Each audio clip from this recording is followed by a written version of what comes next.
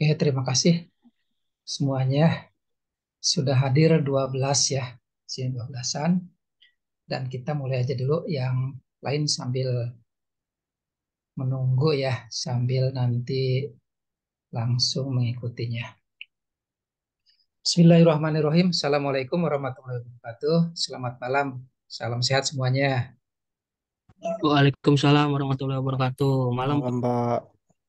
Malam semuanya ya. Di malam hari ini kita mau melanjutkan perkuliahan yang pertama setelah UTS ya, atau pertemuan yang ke-9. Jadi pertemuan ke-9 itu 1 sampai dengan 7 pembelajaran, ke-8 UTS, dan sekarang memulai lagi setelah UTS. Manajemen dan organisasi yang dilakukan oleh kita hampir semuanya bagaimana cara memanage diri sendiri. Bagaimana pengorganisasian dalam fungsi manajemen adalah salah satu fungsi manajemen yang juga sangat berperan, terutama kepada fungsi perencanaan di sini.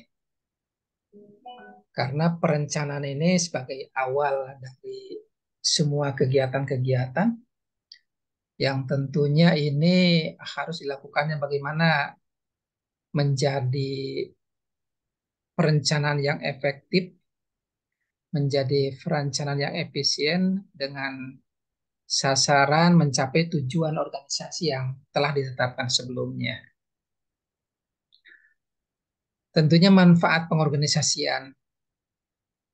Manfaat pengorganisasian ini diawali dari tekad kita bahwa pengorganisasian dalam manajemen ini harus merasakan bahwa pentingnya untuk keberhasilan, pentingnya bahwa kebersamaan untuk mencapai suatu tujuan ini bukan oleh satu atau dua yang tergabung dalam organisasi aja, tetapi menjadi kesuksesan, apalagi keberhasilan ini menjadi impact dan benefitnya terasa oleh masyarakat dan juga oleh eh, kebersamaan dengan seluruh elemen yang lainnya.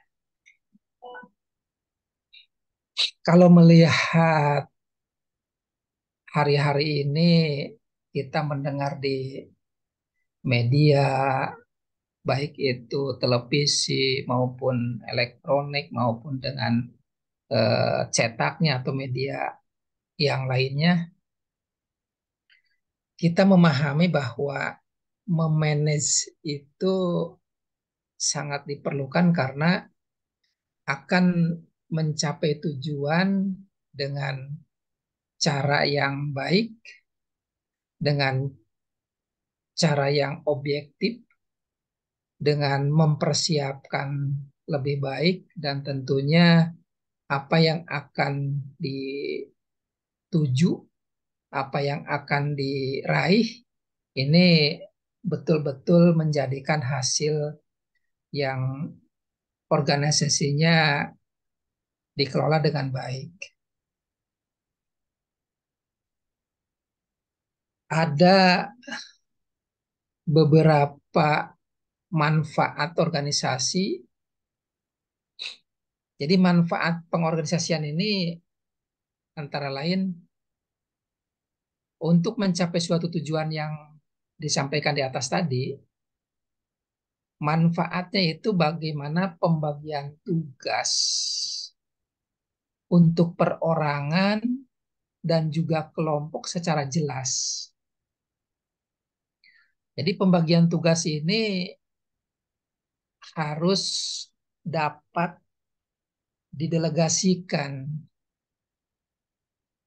dan tentunya pendelegasian ini sesuai dengan urutannya ataupun dengan landasan-landasan peraturan-peraturan yang ada dalam organisasi tersebut. Misalnya untuk memudahkan pendelegasian, tentunya tidak harus langsung dari top kepada lower atau dari pimpinan tertinggi kepada staf yang paling bawah. Tentunya di sini ada berjenjang. Dari top kepada middle, middle baru kepada lowernya atau yang paling bawahnya. Jadi pembagian tugas ini harus jelas. Misalnya Angga lah, contoh Angga bekerja di satu perusahaan. Tentunya atasan Angga pasti harus memilih dan memilah kemana membuatkan perintah, membuatkan disposisi, atau menjalin komunikasi itu. Nah, jadi dalam hal tugas ini harus sesuai dengan apa yang menjadi jobnya. Misalnya dalam perusahaan Angga itu, katakanlah Angga di divisi keuangan misalnya. Apa yang menjadikan pendelegasian atau pembagian tugas tadi? Ya kepada divisinya, bukan kepada personalnya. Walaupun mungkin personal tadi mampu. Tetapi dalam hal kewenangan dan tugas tadi, itu harus diberikan kepada yang sesuai dalam jobnya. Begitu juga info-info yang ada untuk meningkatkan organisasi, bukan karena like and dislike, suka dan tidak suka, tetapi pembagian tugas ini harus dilakukan tadi yang Bapak sampaikan, apakah pada perorangan atau kelompok. Nah, kalau ini dilakukan kepada kelompok, berarti siapa yang menjadi ketua kelompok tadi, siapa yang menjadi pemimpin kelompok tadi, siapa yang dituakan dalam kelompok tadi. Ini yang harus dilakukan, bukan kepada seluruh yang hanya sifatnya suka, hanya sifatnya karena familiar, tetapi lebih kepada kejelasan dalam rangka koordinasi terkait dengan pembagian tugas tadi. Misalnya dalam perusahaan tadi, kalau ini masalahnya masalah terkait dengan pendapatan atau mungkin tagihan atau misalnya dengan piutang, jelas kan ini yang Bapak contohkan tadi misalnya angka di bagian keuangan, jelas ke sana. Bukan hal yang terkait dengan tagihan, pendapatan, ataupun belanja, itu diberikan kepada divisi eh, katakanlah produksi. Walaupun hal yang dilakukan pendapatan dari produksi, hal yang dilakukan dari belanja dari produksi, tetapi dalam sistem pengorganisasian ini harus jelas sesuai dengan garisnya, sesuai dengan apa yang menjadi ketentuannya. Itu yang harus dilakukan. Jadi dalam pembagian tugas pendelegasian ini jangan suka dan tidak suka, hanya dengan like and dislike. Jadi memang harus betul-betul terapkan apa yang menjadi SOP-nya, standar operasional dari perusahaan tadi atau dari organisasi tadi. Kalaupun memang ada tidak suka dalam hal pekerjaan, itu harus diselesaikan dengan teknik bagaimana human relation atau dengan cara komunikasi, konsultasi harus diselesaikan. Jangan ada masalah-masalah dibawa kepada organisasi. Ini yang akan merusak, yang akan tidak sejalan. Permasalahan-permasalahan dibawa kepada organisasi tadi.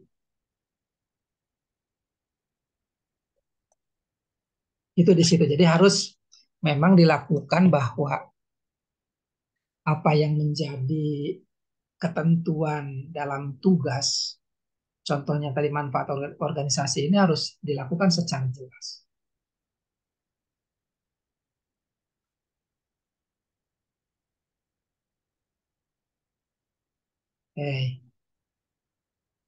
Itu yang pertama ya. Yang kedua, tugas pokok staf dan prosedur kerja yang digunakan staf. Dalam setiap organisasi tentunya dibagi-bagi menjadi beberapa direktur misalnya. Tentunya direktur utama itu mempunyai bawahan-bawahan yang dapat membantu menjalankan roda organisasinya, yaitu direktur-direktur. Direktur-direktur tentunya mempunyai lagi divisi-divisi atau bagian-bagian yang sudah lebih teknis, yang sudah lebih spesifikasi lagi apa yang menjadikan tugas pokoknya.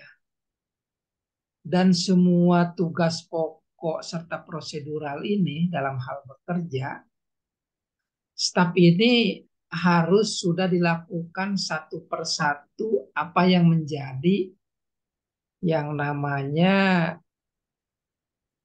SPT atau surat tugas. Dalam tugas itu siapa mengerjakan apa, bagaimana membentuk rencana, bagaimana membentuk pelaksanaan dan hasilnya sudah dapat dijelaskan. Sehingga kalau bahasanya tidak ewuh pakewuh, tidak saling menyalahkan kalau ada apa-apa. Bahkan akan saling terganggu apabila tugas pokok ini dicampur adukan dengan kepentingan-kepentingan yang lain. Nah, untuk itu setelah pembagian tugas ya tadi tugas pokoknya apa? Ada yang disebut tugas pokok dan ada juga yang disebut tugas penunjang di dalam organisasi tadi. Artinya tugas pokok itu betul-betul apa yang menjadi melekat pada tugas pokoknya itu yang harus diselesaikan. Kalau tugas penunjang itu disesuaikan dengan instruksi atau juga keinginan sesuai dengan pimpinan atasan langsungnya apa yang menjadikan kebutuhan organisasinya. Kalau organisasi tidak membutuhkan ya tidak akan ada tugas penunjang atau tugas tambahan yang dilakukan dalam prosedural kerja di sini. Itu yang harus dilakukan oleh organisasi bahwa tugas pokok ini harus satu persatu jelas apa yang dilakukannya. Dan tugas pokok ini dalam satu rumpun, dalam satu kelompok, dalam satu divisi bisa saja antara satu dengan teman yang satu divisi bisa sama. Antara satu dengan satunya lagi atau dengan temannya dalam satu bagian itu akan sama. Dan ini menyesuaikan dengan kebutuhan berapa jumlah yang dilakukan analisis beban kerjanya, yang dilakukan analisis hubungan kerjanya, berapa sih yang dibutuhkan personilnya. Ini harus dilakukan karena nanti apa yang akan endingnya berapa barang, berapa jasa yang dihasilkan, dari pembagiannya jelas, dari tugas pokoknya jelas, dari tugas tambahannya jelas, dan juga dengan hubungan organisasinya. Di sini dilakukan hubungan organisasi antar manusia yang menjadi anggota atau staf sebuah organisasi. Hubungan ini akan terlihat dalam sebuah struktur organisasi. Ini yang sering dilakukan, bahwa hubungan dalam organisasi ini tadi yang Bapak sampaikan bisa saja dalam satu bagian, dalam satu subbagian, dalam satu bidang itu terdiri beberapa orang. Kebutuhan ini menyesuaikan dengan apa yang menjadi prosedural dalam kerjanya, apa yang akan menjadi hasil akhirnya dari kegiatan atau tugas tadi. Tidak mesti harus sama. Dalam satu divisi, divisi A katakanlah 5 orang, divisi B 10 orang, divisi C katakanlah 20 orang. Tidak mesti harus itu. Tetapi apa yang menjadi kebutuhan personil dalam hubungan organisasinya di sini. Sehingga kalau ini dilakukan oleh semuanya, katakanlah tadi yang Bapak sampaikan, divisi A 5 orang, divisi B 10 orang, divisi C 15 orang. Karena antar divisi A dengan divisi C, beban kerjanya bisa jadi berbeda. Divisi A cukup 5 orang aja, ini juga termasuk banyak, katakan 4 orang aja cukup. Divisi C 15 orang itu sudah maksimal. Kalau perlu ditambah lagi menjadi 17 orang, katakan. Itu yang menjadikan hubungan organisatoris antar manusia menjadi anggota atau staf suatu organisasi ini harus dalam sebuah struktur organisasi. Makanya sebuah organisasi itu harus dianalisis. Berapa orang cukupnya beban kerja di sini? Berapa orang kebutuhan personil untuk menyelesaikan suatu proses di situ? Ini yang dilakukan, bahwa manfaat pengorganisasian itu urutannya dari top, dari middle sampai lower itu jelas bahwa manfaatnya sesuai dengan apa yang diharapkan. Begitu juga hubungan dengan non produksi katakanlah tadi. Misalnya dengan personalianya, misalnya hubungan dengan security-nya, hubungan dengan lembaga lainnya. Ini yang satu dengan yang lain dalam satu organisatoris ini akan saling terikat, akan saling nyambung, karena struktur organisasi ini dibuatkan bagaimana pengorganisasian ini bisa bermanfaat. Manfaat buat siapa?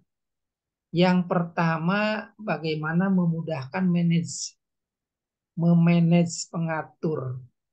Memanage mengatur ini bagaimana meraih keberhasilan yang dilakukan oleh satu atau dua orang dengan sumber daya yang ada, baik sumber daya manusia dan sumber daya yang lainnya, sehingga satu dengan yang lainnya ini akan jelas terukur apa yang menjadi kebutuhan dalam struktur sebuah organisasi di sini.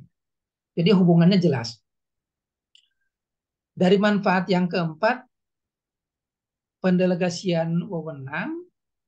Sebagai seorang pimpinan organisasi ini akan melimpahkan wewenang kepada staf sesuai dari tugas-tugas pokok yang diberikan kepada mereka atau kepada para karyawan tadi. Seperti telah disinggung di atas tadi, bahwa kebutuhan pendelegasian wewenang ini seorang pimpinan harus mengerti kemana mendisposisikan tugas, kemana memberikan kewenangan, kemana memberikan yang mewakili, agar pimpinan organisasi ini tidak sewenang-wenang memberikan kepada staf atau personil yang tidak kompeten, atau memberikan penjelasan wewenang ini kepada staf yang belum memiliki pengalaman dalam bidang yang ditugaskannya di sini. Dan ini harus mempunyai adik-adik apa yang menjadi namanya backup. Backup ini selalu dilakukan apa yang menjadi kebutuhan. Misalnya dalam kategori backup ini untuk menjaga hal-hal yang tidak diinginkan. Misalnya pendelegasian kewenangan kepada divisi produksi kepada si A. Si A ini karena berhalangan hadir, berhalangan kerja, dan tentunya harus ada backup. Ini yang difungsikan harus dipahami bahwa yang namanya yang membackup ini bukan seperti apa namanya ban serep lah gitu ya. Bukan seperti ban serep tadi, tetapi kalau ini betul-betul difungsikan, dipelajari sesuai dengan sumber daya manusianya, SDM-nya, dan terus diasah. Kalau ban serep dipakai kalau yang di atasnya sudah tidak digunakan. Kalau backup di sini selalu diberikan ilmu, selalu diberikan di tune up lah katakanlah, selalu diberikan kepelatihan sehingga kalaupun dipersamakan hampir-hampir sejajar, baik dari kepegawaiannya, dari apa namanya keilmuannya, dan juga pengalaman-pengalaman. Di sini yang harus dilakukan oleh semua pendelegasian wewenang ini harus mempunyai dengan aturan-aturan. Bagaimana mendelegasikan kepada orang yang bukan kewenangannya? Kalau mendelegasikan kepada yang bukan berhaknya ataupun kewenangannya, lama-lama organisasi ini akan hancur. Organisasi ini akan bubar karena memanagenya tidak sesuai dengan apa yang jalur-jalur diinginkan dalam organisasi tadi. Itu yang Bapak sampaikan, perlunya organisasi ini ada standar operasionalnya, ada SOP-nya, apa yang akan dilakukan ini betul-betul karena memang dibutuhkan. Nah, pimpinan mendelegasikan kepada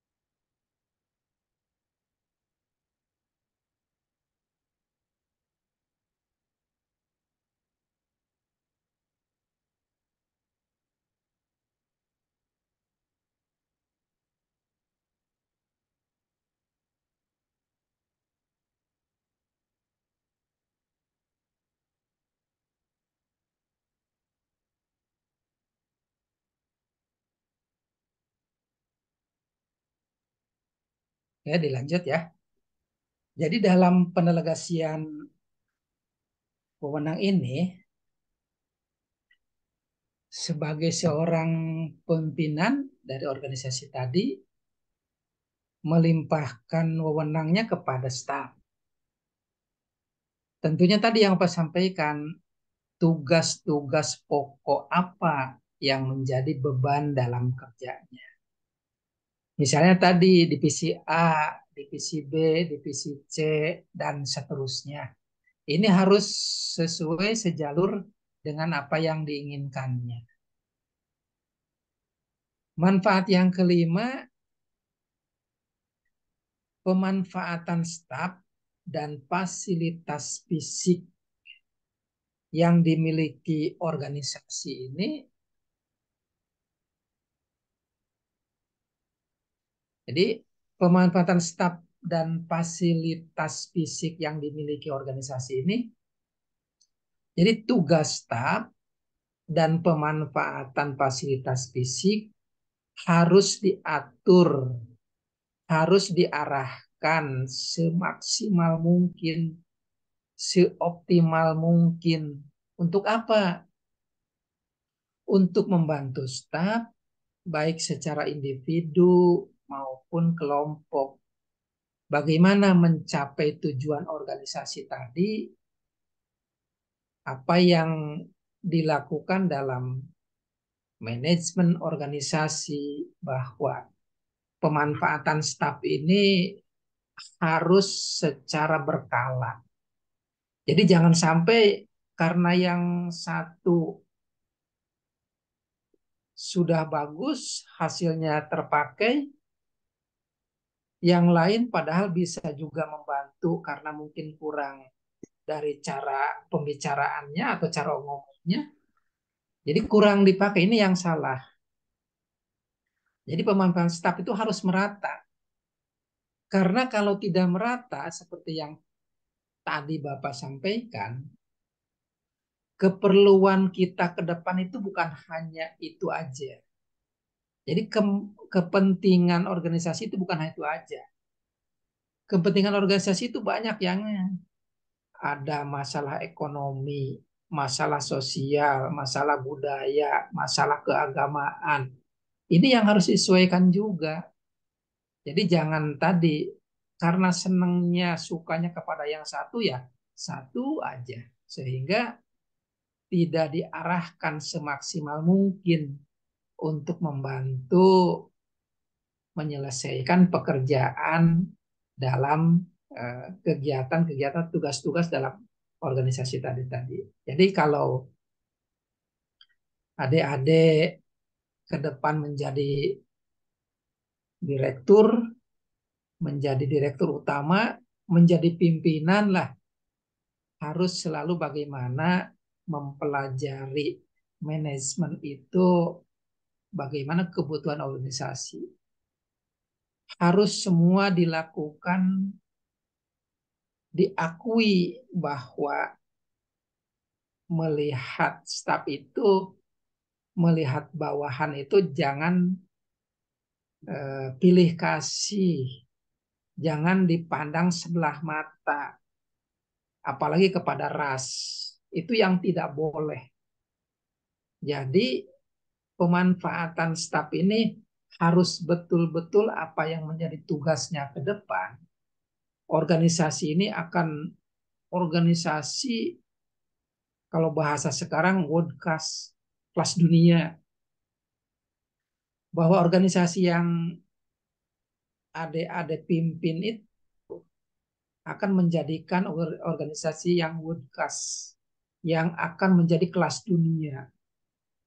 Harus mimpi ke sana, karena kalau tidak dimimpikan itu, kerjanya semaunya dan mungkin tidak punya cita-cita, dan sekarang hanya merasa nyaman segitu, tidak ada inovasi, tidak ada kreativitas, akan ketinggalan. Jadi pemanfaatan pengorganisasian ini sangat perlu dilakukan untuk meraih cita-cita dari tujuan organisasi, bahwa ke depan organisasi yang dipimpinnya, organisasi yang ada itu akan menjadi organisasi kelas dunia. Itu yang eh, perlu Bapak sampaikan, bahwa organisasi dalam kegiatan memanage itu harus benar-benar dilakukan untuk keperluan ke depannya.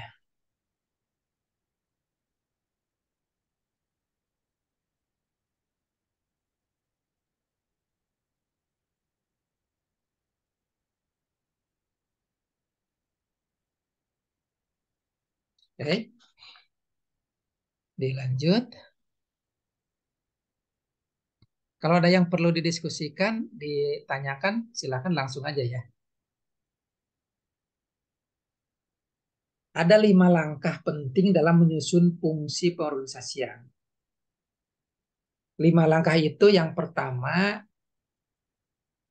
tujuan organisasi harus dipahami oleh seluruh staf. Dan tujuan organisasi juga di sini harus disusun pada saat fungsi perencanaan. Yang kedua, membagi habis pekerjaan dalam bentuk kegiatan-kegiatan pokok untuk mencapai tujuan. Yang ketiga, menggolongkan kegiatan pokok ke dalam satuan kegiatan yang praktis.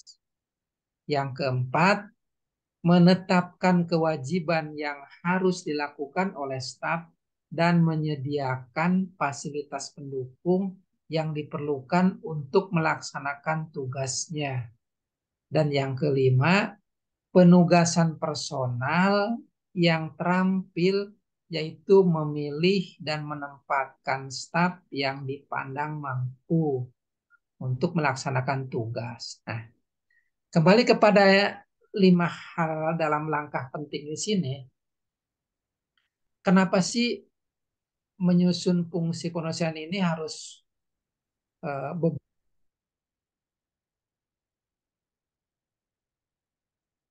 kita mau benar-benar memanage organisasi secara baik dan memandang perlu organisasi ini untuk masa depan, sekaligus untuk bermanfaat organisasi ini yang harus dilakukan oleh kita semua. Tadi yang Bapak sampaikan, yang pertama aja yang harus dilihat, kenapa sih harus dilihat dari fungsi perencanaan? Karena perencanaan itu sebagai awal langkah dari memulainya pengorganisasian. Jadi tujuan organisasi itu harus dipahami oleh seluruh staf organisasi yang sudah disusun pada saat fungsi perencanaan. Misalnya begini, oke, Bapak sebutkan lagi. Misalnya Reja lah ya, Reja Nur Arifin misalnya. Selain piawai dalam berbagai komunikasi, selain piawai dalam berorganisasi, tentunya punya kemampuan bakat dalam wirausaha misalnya Reja gitu ya.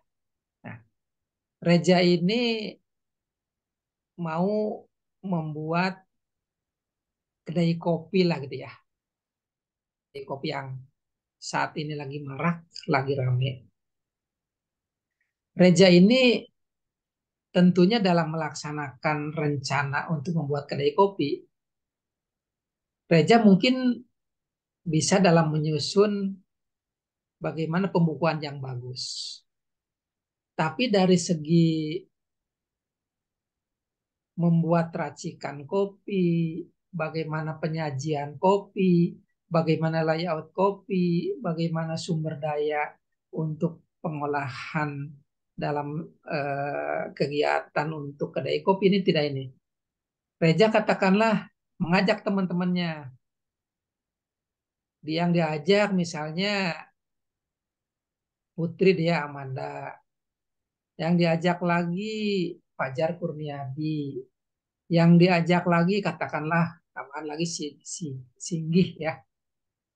Nah, dari ide Reja yang untuk membuat kedai kopi ini, yang pertama Reja punya konsep bagaimana tujuan organisasi kedai kopi ini dipahami oleh teman-temannya. Ada Putri, ada Fajar, ada Singgi misalnya. Sampaikan kepada teman-teman yang dalam satu grupnya atau satu dalam kesepakatannya. Susun apa yang menjadi perencanaannya oleh berempat tadi. Reja punya konsep, sampaikan kepada teman-temannya.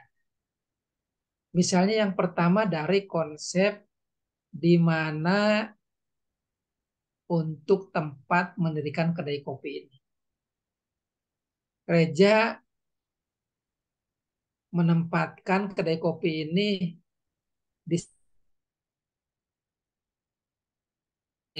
dekat alun-alun kota misalnya.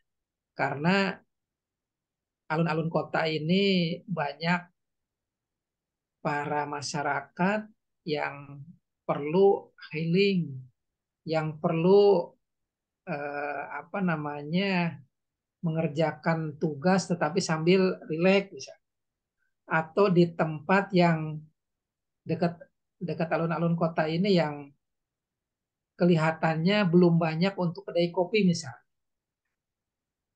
Tapi yang bertiga ini, yang berempat tadi ditambah Reja dan temannya tiga, yang pertama perencanaan dari tempat tadi, sumber dananya, bagaimana kebutuhan yang di dekat alun-alun kota tadi tentunya berbeda dengan yang di jalan agak pojokan.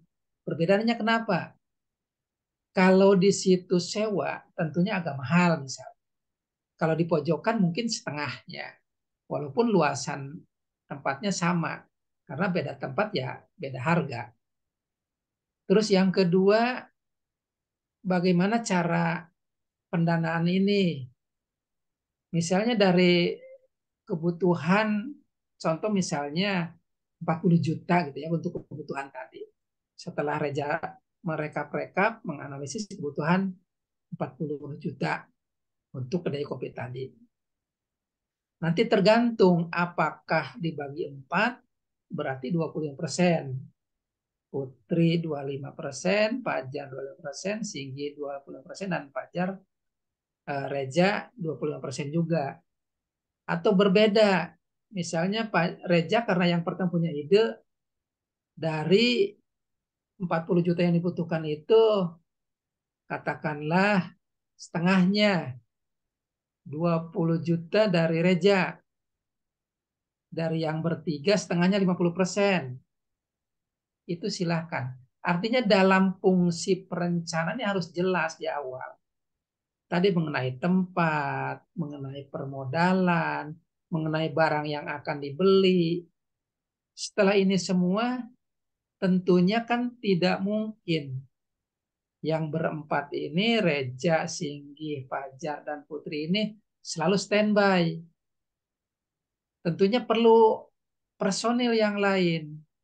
Oh iya, ternyata perlu yang untuk penyajian, perlu yang untuk membuat kopinya, perlu yang di katakanlah di bagian kasirnya, perlu bagian security-nya mungkin satu orang, perlu juga OB-nya mungkin.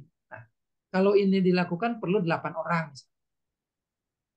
Rekrutmen ini harus dipahami bahwa kalau melihat job description-nya harus jelas. Siapa yang bagian OB cukup pendidikannya misalnya SD. Siapa yang untuk security mungkin pendidikannya SMP.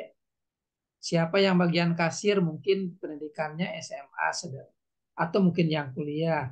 Atau siapa yang bagian penyajiannya yang bisa komunikasinya. Siapa yang menjadi tugas-tugasnya. Ini rekrutmen tadi sini. Jadi langkah-langkah awal dalam fungsi perencanaan harus bisa dilakukan.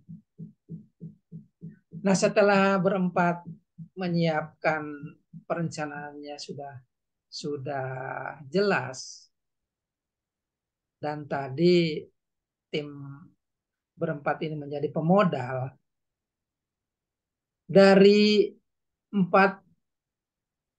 pemodal tadi silahkan kesepakatan apakah mau membuat legal sekarang dengan pendaftaran kepada akte notaris atau cukup kesepakatan yang penting semua eh, menjadi komitmen, karena jangan sampai menjadi eh, tidak lagi sesuai, bahkan tidak lagi apa namanya kompak karena ada saling intip dan saling curiga, susah kalau untuk mendirikan perusahaan tadi.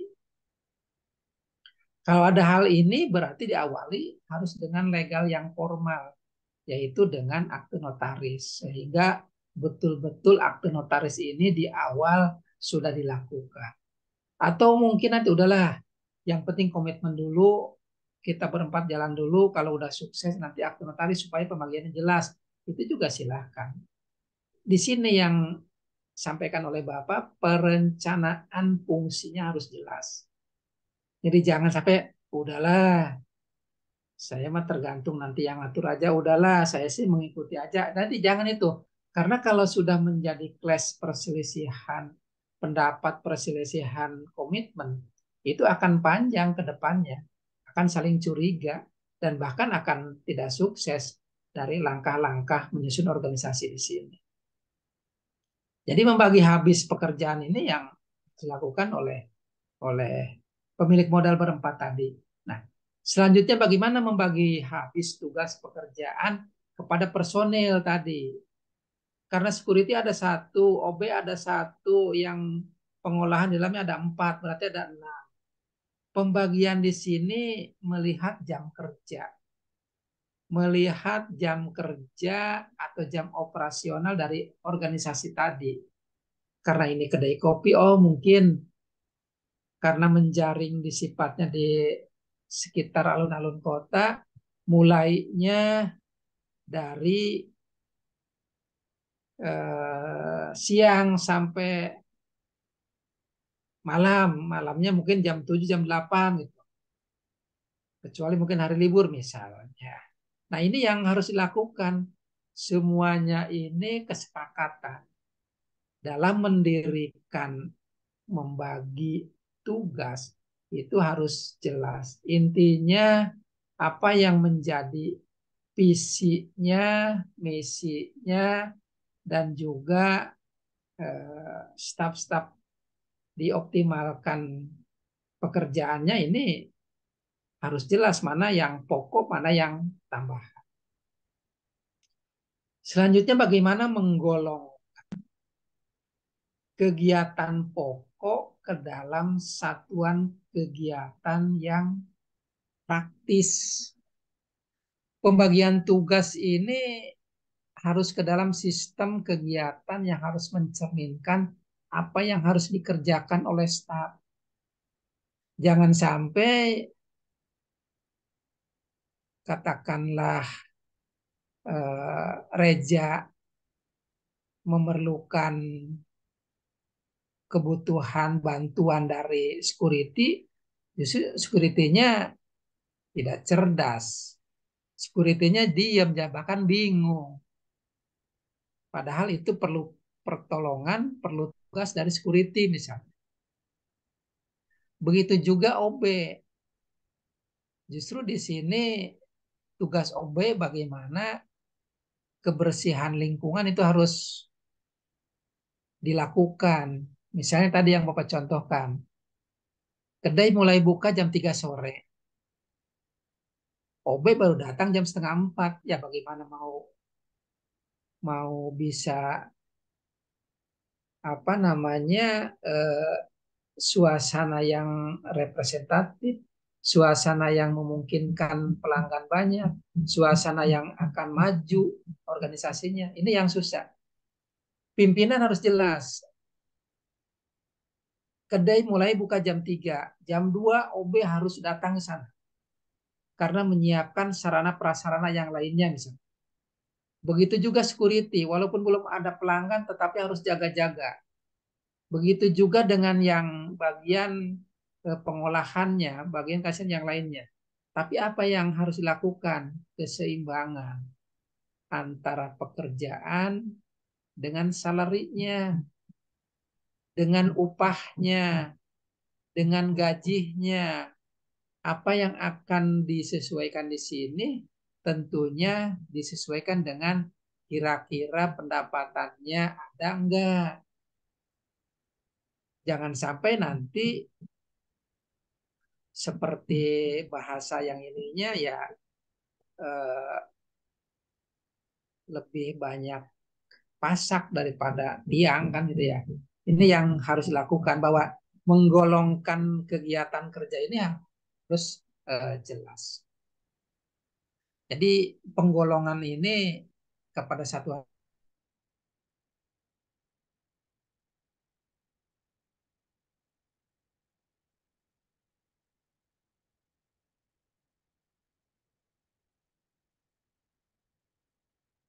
komitmen.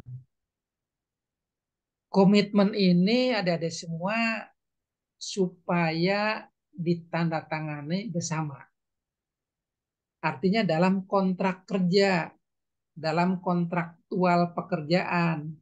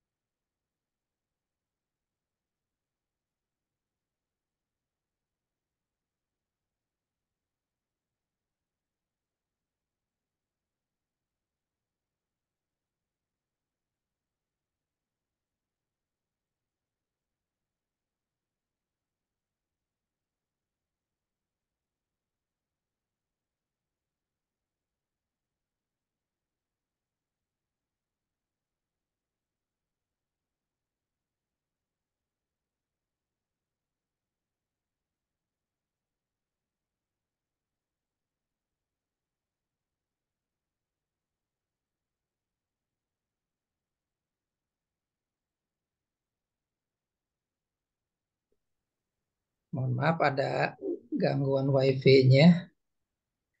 Teruskan lagi. Nih. Jadi ditambahkan lagi bahwa 5 langkah di sini harus semuanya dimulai dalam perencanaan yang awal.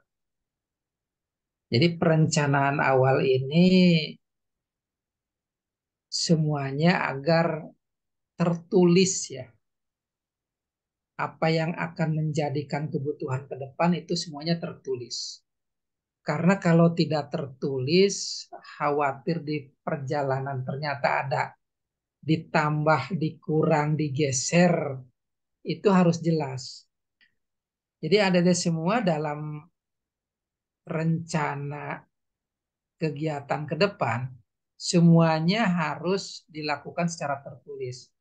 Jangan karena udah menganggap enteng, menganggap hal yang mudah, ya semuanya di luar kepala.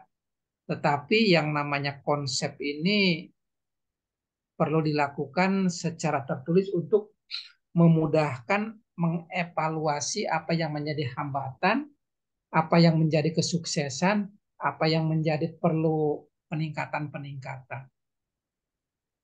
Ini yang harus dilakukan kepada semuanya bahwa eh, perencanaan secara tertulis ini harus harus dilakukan seperti kegiatan-kegiatan yang lainnya karena yang namanya wirausaha sekarang yang namanya untuk eh, peningkatan kemajuan manajemen organisasi ke depan ini harus terus mengevaluasi, melihat dari lingkungan, apalagi sekarang yang terkenalnya harus melihat pasar. Itu adik-adik semua.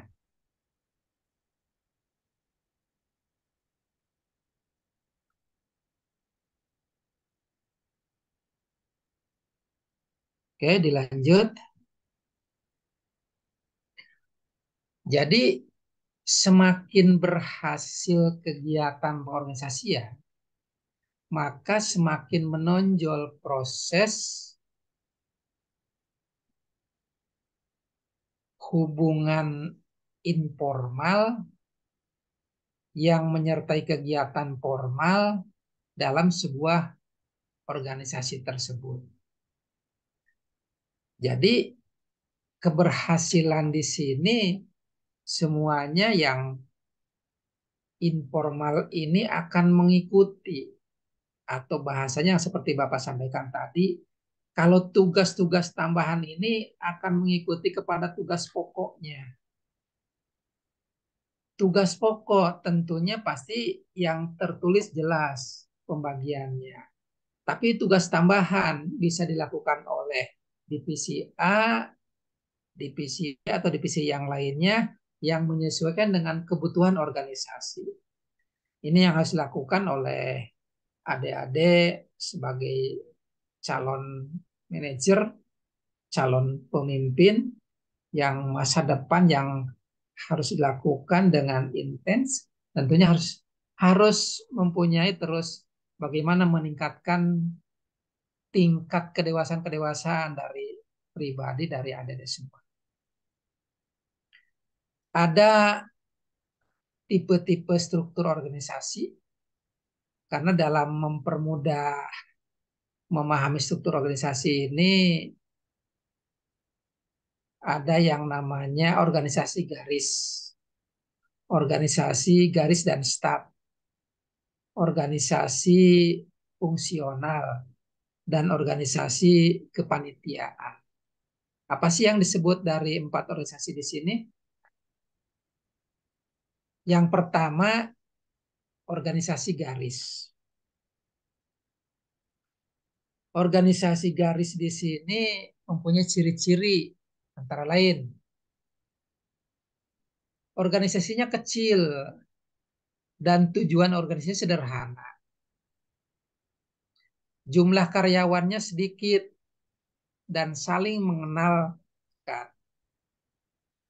Tingkat spesialisasinya kurang. Tetapi ada kebaikan dari organisasi garis ini. Komando dan garis kepimpinannya terjamin. Mudah dan tegas. Proses pengambilan keputusan juga bisa cepat. Dan dari kebaikan di sini segera ketahuan. Juga rasa solidaritasnya. Kekurangannya seluruh orang bergantung pada satu pimpinan, satu orang. Kecenderungan bertindak otoriter dan juga kesempatan karyawan berkembang itu agak terbatas, susah. Bapak mencontohkan lagi misalnya dari misalnya di sini contohlah Dede lah ya.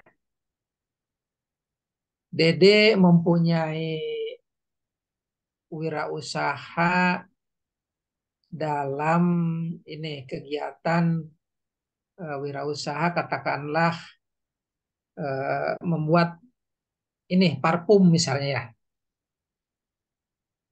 Parfum ini banyak dibutuhkan oleh masyarakat. Jadi Dede ini dalam wirausahanya semuanya sendiri.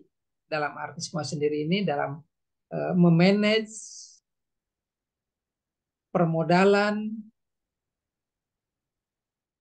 gedung atau kantor, dan juga menyiapkan organisasi. Dede mempelajari karena Dede ini pernah bekerja dalam suatu perusahaan pabrikan parfum misalnya. Nah, dari perusahaan ini Dede mempunyai atau menyewa salah satu tempat di tempat areal bisnis itulah katakanlah dengan luas tempatnya di situ ada kantornya, ada tempat produksinya, tapi sifatnya organisasi masih kecil. Kenapa kenapa masih organisasi kecil? Karena dalam pembuatan wirausaha pembuatan parfum tadi, Dede hanya dibantu oleh karyawan-karyawan, karyawan bagian perencanaan, karyawan bagian produksi, karyawan bagian keuangan, karyawan bagian IT, karyawan bagian pemasaran, dan karyawan sebagai bagian umum misalnya dari ada 6 tadi. Dari 6 tadi, Dede melihat dengan pengalamannya yang sudah ada, sehingga di sini ditentukan berapa sih kebutuhan pegawainya. Dede yang melihat kebutuhan ini membuat visi misinya. Visinya misalnya akan menjadikan perusahaannya menjadi perusahaan yang bonafit misalnya. Nah, tentunya dari kegiatan tadi apa yang menjadi misinya? Karyawan yang cerdas, SDM yang unggul, mengoptimalkan katakanlah kualitas misalnya di sana. Nah, dari beberapa kebutuhan organisasi garis ini, Dede dari yang tadi 6 orang atau 6 bidang tadi, hanya di dalamnya dibutuh beberapa personil-personil yang membantunya. Katakanlah yang waktu cukup 4 orang, jadi total 10 orang. Dari 10 orang di sini, karena perusahaannya bagus, sehingga akan terlihat packagingnya sepertinya mewah. Terus juga tempat kerjanya seperti pabrikan yang bagus. Terus juga komunikasi antara satu dengan yang lainnya bisa mudah untuk dilakukan. Karena kenapa? Seperti contoh kebaikan, kekurangan, dan penjelasan dari organisasi garis, ini semuanya dapat dilakukan karena cukup 10 orang. Dede menguasai semuanya, sehingga organisasi ini memang kecil. Jumlah karyawannya sedikit, cuma 10 orang. Spesialisasinya juga kurang. Tetapi Dede memahami karena pernah bekerja di satu pabrikan tadi di sini memahami. Misalnya bahan parfum diimpor dari Italia misalnya. Dari tumbuh-tumbuhan, dari ikan apalah gitu misalnya. Atau dari misalnya daerah yang lainnya. Sehingga betul-betul walaupun kecil, organisasi garis keras, tapi karena Dede menguasai sehingga akan mengalahkan organisasi yang besar. Nah, ini yang harus dijadikan kepada memanage organisasi tadi. Nggak usah kita harus memikirkan yang luas, yang besar. Tempatnya kecil kalau dikelola dengan baik akan bagus. Dengan berbagai tadi contoh pengolahan ini yang optimal, sehingga bahan baku aja tadi harus diimpor dari luar negeri, sehingga pengolahannya harus betul-betul diawasi.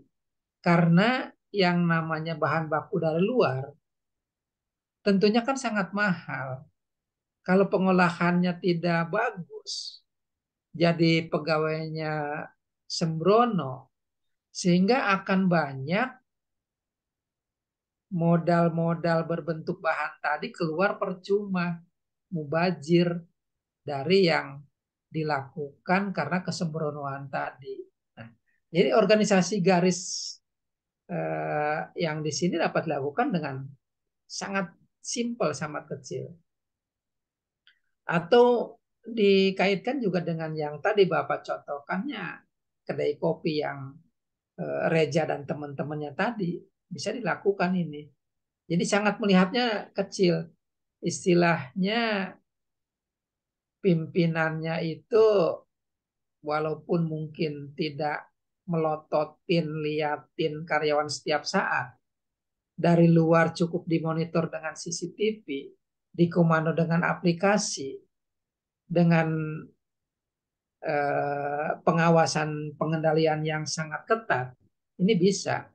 Artinya karena organisasinya kecil, karena cukup dengan organisasi garis. Nah, kalau ini dilakukan lama-kelamaan, Dede maupun Reja tadi akan sebagai pionir, akan berkembang dengan persiapan menjadi perusahaan besar karena sudah terbiasa organisasi keras di sini, organisasi yang kecil di sini, yang jumlah karyawannya sedikit, lama-kelamaan akan menjadikan kekuatan. Ini yang terus Bapak sampaikan bahwa adik-adik tidak usah gengsi, tidak usah malu kalau memulai pekerjaan di hal yang kecil di hal yang kecil aja ini akan menjadi besar lama-kelamaan. Dan ini sebagai pembelajaran bahwa ke depan tantangan melihat peluang itu harus dilakukan. Jadi jangan menunggu seolah-olah lengkap dulu, seolah-olah eh, apa namanya modal besar dulu, tapi lakukan apa yang terjadi, keinginan yang.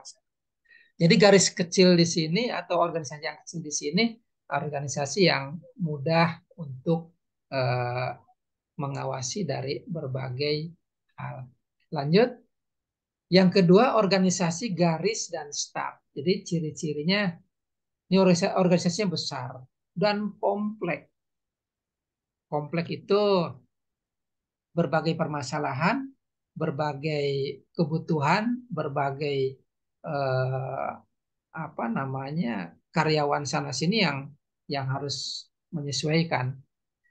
Pimpinan karyawan itu berhubungan tidak langsung karena ada top, ada middle, ada lower dan ada mungkin super super lowernya lah di bawahnya.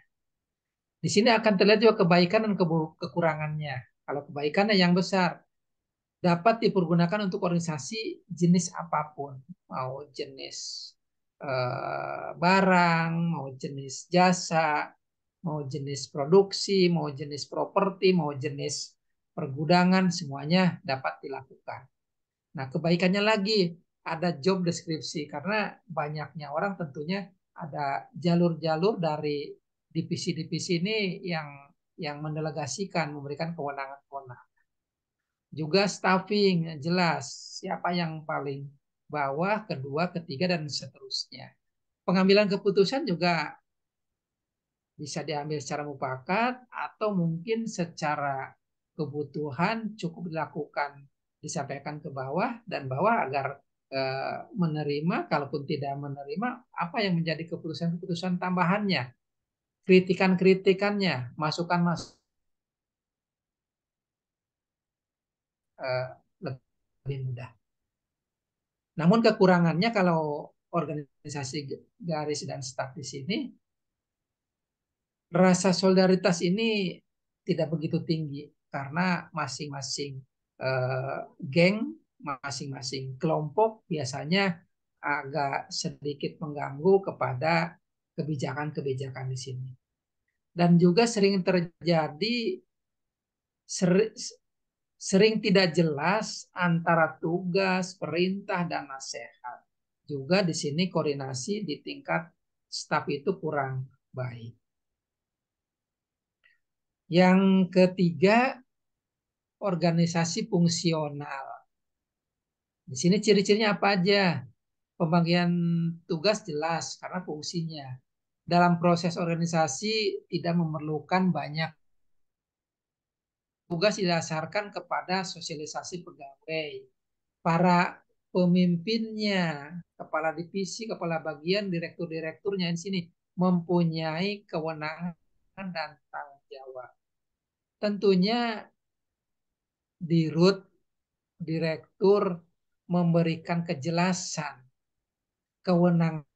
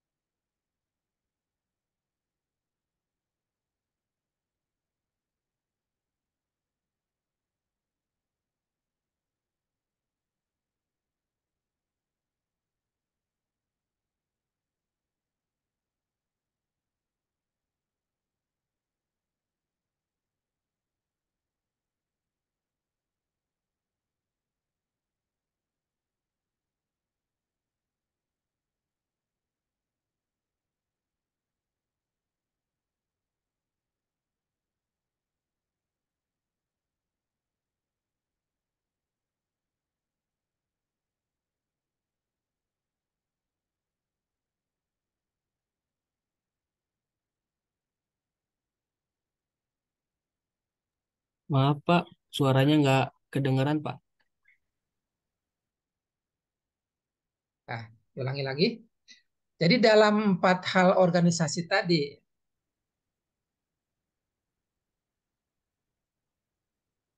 di organisasi garis tadi jelas ini sangat kecil dalam organisasinya. Yang seperti Bapak contohkan tadi hanya misalnya Reja punya kedai kopi, dan juga organisasi garis dan staf ini yang organisasi yang sangat banyak personilnya, pegawainya, SDM-nya, sehingga jumlah karyawan ini harus dilakukan dengan SOP yang jelas, turunannya yang jelas, kebaikan dan kekurangan organisasi ini juga akan terlihat. Tetapi dengan kebaikan dan kekurangan ini juga jangan menjadi hambatan. Apa yang menjadi job description, SOP, pembagian staf, kewenangan, dan pendelegasian ini sudah diatur dalam perencanaan awal. Seperti yang Bapak sampaikan bahwa di perencanaan ini agar ditulis semuanya supaya jelas. Kalau ini ditulis, suatu saat ada perbaikan, suatu saat ada perubahan, tinggal menambahkan lagi, coret, diparap, apa yang menjadi perubahannya atau yang menjadi pergeserannya. Ini yang terus Bapak lakukan, terus Bapak sampaikan bahwa perencanaan ini harus dengan jelas, yang penting apa yang menjadi perubahan-perubahan. Tadi yang ketiga sudah organisasi fungsional, yang keempat ini terkait dengan organisasi yang semacam kepanitiaan. Kan misalnya adik-adik mungkin di acara 17 Agustus, mungkin ada acara di tahun baruan, atau acara kepanitiaan yang lainnya. Walaupun ini tidak menghasilkan produk yang bisa dijual, tetapi organisasi kepanitiaan ini harus serius lakukan dengan manajemen organisasi yang jelas. Karena kalau tidak dimanage dengan bagus, organisasi ini akan menjadikan organisasi yang nantinya akan menjadi cemoohan. Apa sih kebaikannya dan kekurangannya dari kepanitiaan di sini? Kebaikannya dari kepanitiaan di sini, pengambilan keputusan itu cepat. Karena panitia sudah jelas siapa ketuanya, siapa sekretarisnya, siapa bendaharanya, siapa bidang misalnya penerima tamu atau bidang apa dan lainnya. Jadi jelas pengambilan keputusan ini akan cepat. Kemungkinan seseorang bertindak otoriter ini juga sangat kecil karena ketua panitia sudah jelas apakah itu hasil pemilihan, hasil ditunjuk atau memang ambil mufakat udah siapa aja yang menjadi ketua misalnya. Dan tentunya kerjasama ini akan mudah. Dan yang kekurangannya dari organisasi kepanitiaan di sini, pengambilan keputusan ini bisa akan lambat karena perbedaan persepsi, perbedaan cara pandang, perbedaan pengalaman, perbedaan dari latar belakang dan lain. Nah, tiap individu juga sulit bertanggung jawab. Perintah sering juga lintas pimpinan dan daya kreasi akan kurang. Nah, kepanitiaan ini ketua panitia yang harus jelas-jelas mau bekerja all out, yang harus jelas dalam kepanitiaan di sini. Mungkin itu adik-adik perkuliahan di malam hari ini selesai dan kita lanjut di minggu depan.